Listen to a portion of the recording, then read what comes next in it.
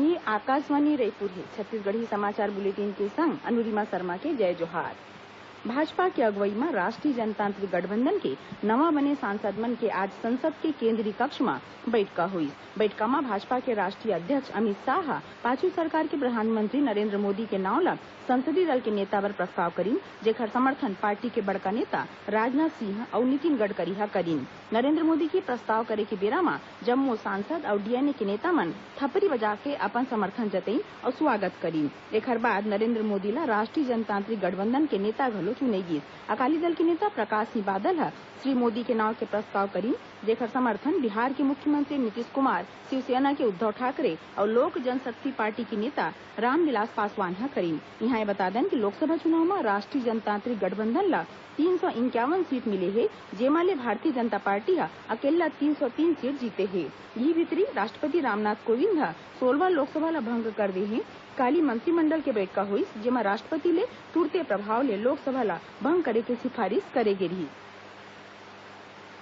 कांग्रेस कार्यसमिति हाल के लोकसभा चुनाव में पार्टी के करारा हार ला देखत कांग्रेस अध्यक्ष राहुल गांधी रहल ले अध्यक्ष पद ले इस्तीफा दे के पेशकश ला नामंजूर कर दे ही। आज नई दिल्ली में कार्यसमिति के बैठका के बाद पार्टी प्रवक्ता रणदीप सुरजेवाला ह बताइन कि राहुल गांधी अध्यक्ष पद ले इस्तीफा दे के बात करीन, तेला कार्यसमिति सर्वसम्मति ले इनकार कर दे है। पार्टी लोकसभा चुनाव के परिणाम ला स्वीकारत कहे है कि कांग्रेस लड़ाई हारे है, फिर विघटनकारी तत्व मन के खिलाफ अपन अभियान चालू राखी।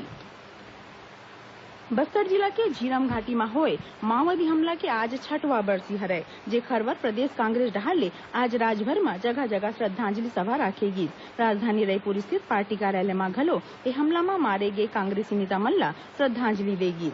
जी हाँ, स्वास्थ्य मंत्री टीएस सिंहदेव समेत पार्टी के अनेक बड़का नेता मौजूद रही। ये दौरान श्री सिंहदेव झीरम घाटी में हुए हमला ला एक ठिन साजिश रहीस किहीन। यहाँ बता दें कि 6 बछर पहली कांग्रेस के परिवर्तन यात्रा के दौरान झीरम घाटी में हुए माओवादी हमला में पार्टी के बड़का नेता और पूर्व केंद्रीय मंत्री विद्याचरण शुक्ल, तत्कालीन प्रदेश कांग्रेस अध्यक्ष नंद कुमार पटेल और पूर्व नेता प्रतिपक्ष महेंद्र कर्मा समेत 29 झिन मनखे मन के मौत हो गई रही। बीजापुर जिला में केंद्रीय रिजर्व पुलिस बल सीआरपीएफ की टीम 2 झिन स्थायी वारंट माओवादी ला गिरफ्तार करे है। सीआरपीएफ के 229वां बटालियन गश्ती बेरा उसूर थाना क्षेत्र ले ए माओवादी मन ला पकड़े है। एखर मन ऊपर मारकाट घटना में शामिल रहे के आरोप है।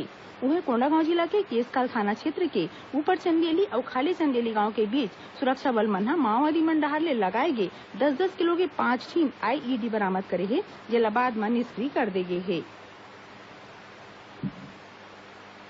प्रदेश में उच्च शिक्षा विभाग सरकारी और प्राइवेट कॉलेज के शैक्षणिक सत्र 2019-20 बर अकादमिक कैलेंडर जारी कर दे है।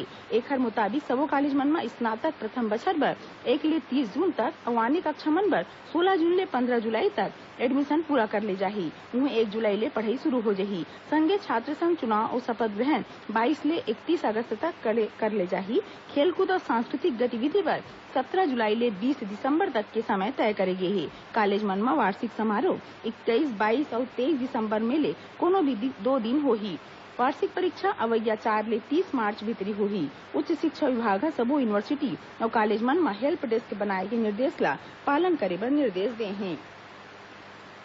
प्रदेश के नदिया नरवा में साल भर पानी के बहाव ला सुघ्घर राखे बर अब बांध मन ले पानी ला नरवा नदिया में छोड़े जाही। रायपुर संभाग के कमिश्नर जीआर चुरेन्द्र संभाग के सबो कलेक्टर, जिला पंचायत के मुख्य कार्यपालन अधिकारी और जल संसाधन विभाग के अधिकारी मन ला ए दिशा में काम करे के निर्देश जारी करीन है। कमिश्नर कहीन है कि राज्य सरकार के मनसा मुताबिक नरवा प्रोजेक्ट के चलत धमतरी जिला के गंगरेल बांध और बालोद जिला के तांदुला, गोंदली और खरखरा बांध के पानी ला सल्लग बहाव बर जिला के नरवा नदिया में छोड़े जाही। सुनैया मन ला बता दें कि आकाशवाणी समाचार डहर ले काली बिहनिया 9:05 में जिले की चिट्ठी कार्यक्रम में सरगुजा जिला के कामकाज के बारे में जानकारी दे जाही। जिला प्रदेश के जम्मू आकाशवाणी केंद्र मन एके संग्रहारी लेकर ही अटल नगर नया रायपुर के पुलिस मुख्यालय मन में अधिकारी और कर्मचारी मन के शारीरिक फिटनेस ला बनाए राखे बर आधुनिक जिम खोले गे हे। पुलिस महानिदेशक डीएम अवस्थी काली जिम के लोकार्पण करीन। प्रदेश में ए दिन जोरदार गर्मी पड़त है। आज ले नौतप्पा घलो शुरू हो गए है। कई ठिन इलाका मन में लू चलत है। मौसम विभाग के मुताबिक राजस्थान डहर ले आवत तात हवा पाए के प्रदेश के कतकोन इलाका में दिन के तापमान 44 ले 45 डिग्री सेल्सियस के आसपास बने ही। एक संग छत्तीसगढ़ी समाचार बुलेटिन यहीं से रावत है। जय जोहार।